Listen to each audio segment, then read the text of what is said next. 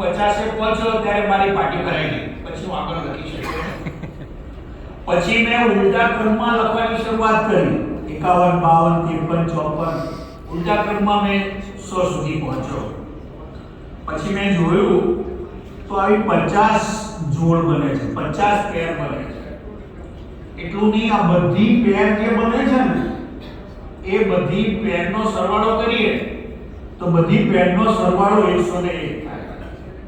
કુલ પેર 50 અને આ બધી પેરનો સરવાળો થાય છે 101. આનો અર્થ એવો થયો કે 1 થી માંડીને 100 સુધીની સંખ્યાનો સરવાળો કરવો એટલે 50 ને 101 સાથે ગુણી દેવા.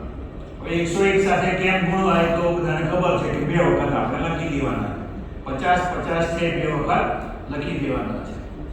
તો આ જે પ્રસંગ છે એ ગણિતની દુનિયામાં નેટવર્ક થિયરી જે કહેવાય ત્યાંથી એ શરૂઆત થઈ. આ ત્રીજા ધોરણમાં ભણતો વિદ્યાર્થી કાર્લ પેટ્રિક